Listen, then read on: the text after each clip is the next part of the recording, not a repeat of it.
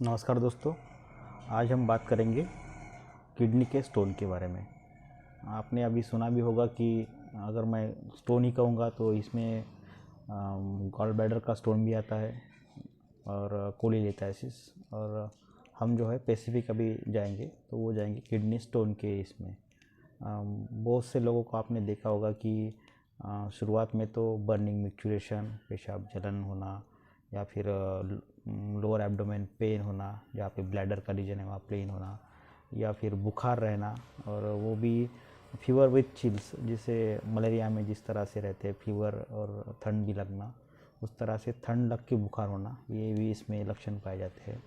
और जो groin reason है अपना आगे वाला जो रीजन है, तो पीछे से लेके पेन को आगे तक आना, रेडिएटिंग या रेफर पेन जिसे कहते हैं, तो लॉयन टू ग्रॉइन रीजन ऐसा उसका पेन का रहता है। जो पीठ के नीचे निचले वाला भाग जो है वहाँ से दर्द होके वो आगे में जो पेनिस की तरफ का जो रीजन रहता है, उसके साइड का रीजन रहता है, उसको ग्रॉइन रीजन कहते हैं, तो वहाँ तक वो पेन आना।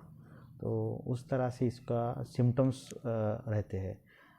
ये खान पान की चीज़ें कुछ रहती है इसमें, जिसमें ऑक्सैलिक एसिड का जो घटक है तो वो ज़्यादा रहना, जिसके जो सब्जियां है जैसे कि पालक की है, टमाटर की सब्जी है, या फिर कुछ खान पान में काजू है, तो इस तरह से अगर खान पान की चीज़ें में ज़्यादा ऑक्सैलिक एसिड रहता है और आप पानी कम पीते हैं, या 3 लीटर का पानी मेंटेन नहीं करते 24 आवर में, तो भी ये हो सकता है। ये इसका एक रीज़न है। तो आपको यही ध्यान में रखना है कि लगभग 3 लीटर पानी रोज़ाना आपका जाना चाहिए, पेट में जाना चाहिए, क्योंकि ये भी कम रहा अगर आप 1.5 लीटर पीते हैं या 1 लीटर पीते हैं, तो ये भी आपको यूरिन की समस्याएं उत्पन्न करती है। मैं ये नहीं कहूँगा कि इससे स्टोन ही होता है, लेकिन ये यूरिन की समस्या उत्पन्न करती है, जैसे कि बर्निंग मिक्चुरेशन जैसा, या यूटीआई कॉज कर सकता है, क्योंकि यूरिन जो है वो एसिडिक ज़्यादा हो जाएगी, फिर वो अल्कलाइन नहीं रहेगी। तो इसी कारण पानी का ज़्यादा उपयोग, 3 लीटर का ज़्यादा भी नहीं, इससे ऊपर भी नहीं होना, क्योंकि फिर वो पचन में डिस्टर्ब करेगा आपको। और एक मेंटेन आप रखते हैं 3 लीटर का तो सही रहेगा। और विटामिन सी में जो भी फ्रूट आते हैं, जैसे आंवला कहेंगे या फिर संतरा या मौसमी कहेंगे, तो इस तरह से भी आप आपके जीवन शैली में इसको रखें तो अच्छा रहेगा, विटामिन सी को भी।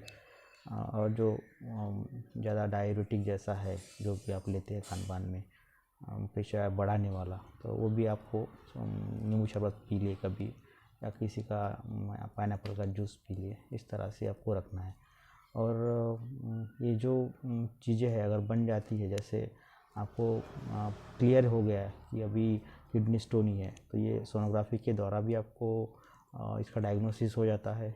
और कुछ जो स्टोन है जो एक्सरे के द्वारा भी आपको पता चल जाते हैं। मेनली पहले तो इसमें यूएजी एब्डोमेन करते हैं, केयूबी किडनी यूरेटर ब्लैडर की सोनोग्राफी कर लिए, और किसी किसी केस में एक्सरे भी कोई लोग करवाते हैं। तो रेडियो लूसेंट है, जहाँ पे कुछ स्टोन दिखाई पड़ते हैं और कुछ स्टोन इसमें नहीं दिखाई पड़ते एक्सरे में, ऑक्सैलिक एसिड का जो है। तो इस तरह से जो अगर वो जिसमें डेंस है वो स्टोन दिखाई पड़ जाता है एक्सरे में, बाकी का स्टोन फिर सोनोग्राफी में ही आएगा। तो इसमें अगर हम ट्रीटमेंट में अगर जाते हैं तो ट्रीटमेंट का तो पहले तो है कि जो निदान है इसका, जिसमें जिसके कारण ये हुआ है, वो जो डाइट है वो आपको अवॉइड करनी है पूरी तरह से। और फिर पानी की मात्रा रखनी है बराबर, विटामिन जिसमें सी है वो आपको रखना है। और बाद में फिर कुछ अगर ट्रीटमेंट में अगर जाएंगे तो जो गोक्षुर है, पुनर्नवा है, पाषाण भेद है, तो ऐसे कुछ ये प्लांट बेस हो गया कुछ, फिर बदराश्म है, इस तरह के कुछ खनिज रहते हैं, या फिर श्वेत परपटी है, इस तरह कुछ परपटियाँ आयुर्वेद में ग्रंथों में लिखी गई है, ये भी हम यूज़ कर सकते हैं। तो मेरे तो आपको यही सलाह रहेगी कि शुरुआती दौर में अगर आप इससे पीड़ित है तो एकदम से लिथोट्रिप्सी जिसको कहते हैं कि स्टोन को फोड़ के बाहर निकालना, एक सर्जरी का एक प्रोसीजर है ये। तो ये ना करते हुए अगर आप आयुर्वेद चिकित्सा लेते हैं और चिकित्सा से अगर ये एक्सपेल हो जाता है, जैसे कि ब्लैडर में है तो जल्दी निकल आता है, थोड़ा सा यूरेटर में थोड़ा देर लगती है, किडनी में रहे तो और ज़्यादा देर लगती है इसको निकलने में। लेकिन आपको अगर उस जो आयुर्वेद प्रैक्टिस करते हैं उन डॉक्टर्स के पास जाके अगर सही समय आप दे सके उनको, सही आप पथ्य कर सके और ट्रीटमेंट के लिए आप इंटरेस्टेड है तो आप ज़रूर इसको पहले ट्रीटमेंट में चल जाइए। और उसके बाद में अगर नहीं रिमूव हो रहा है, वो स्टोन नहीं निकल पा रहा है, 2 ढाई 3 महीने के ट्रीटमेंट के बावजूद भी उसमें कोई अंतर नहीं आ पा रहा है, आपने फिर से सोनोग्राफी कर ली है, तो फिर आप आगे का सर्जरी के बारे में सोच सकते हैं। लेकिन उससे पहले मैं आपको यही एडवाइस दूंगा कि आप पहले इसको ट्रीटमेंट में करें, इसकी आयुर्वेद ट्रीटमेंट करें। अगर ट्रीटमेंट से नहीं हो पा रहा है वो, तो उसके बाद में ही आप सर्जरी का सोचिए या करिए फिर। धन्यवाद।